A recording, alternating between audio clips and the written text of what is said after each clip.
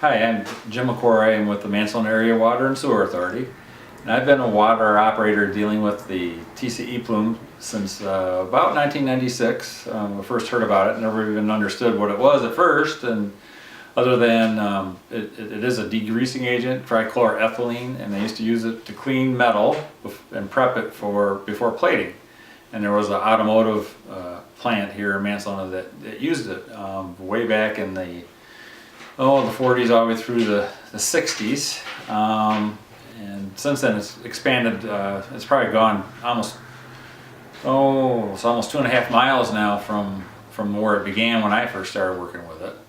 And it's a total of 8.5 miles. TCE, or trichloroethylene, was commonly used in manufacturing beginning right around after World War II through the 1970s and a little bit into the 1980s. It was really used as a degreaser, phenomenally effective as a degreaser. So in the automotive industry, in many different industries, TCE was widely used. It was kind of this miracle substance that can strip stuff away. And the plume really started, like I referred to, is back in was Mount Clemens Metals back in the late 40s, and they actually went into bankruptcy in the early 60s. They did open pit lagoons with this degreasing agent they put into the lagoons, and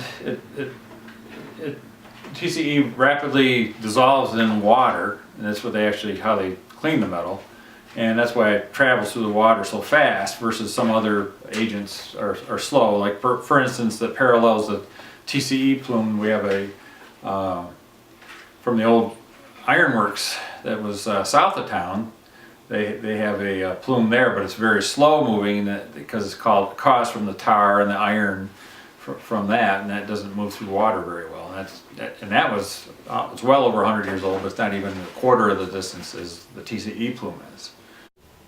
it turns out that at the site there are no documented significant releases of TCE. So for example, we don't know that they had a tanker truck of TCE that pulled in and lost everything, or that they had a tank in the ground that lost everything.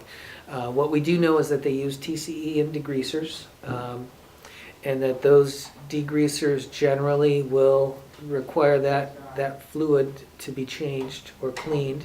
We also know that those fluids and those types of machines have leaked historically at many facilities across the country. So what we know about the site is that the TCE was probably incidentally released in small batches, maybe 10 or 15 gallons here, maybe 100 gallons there.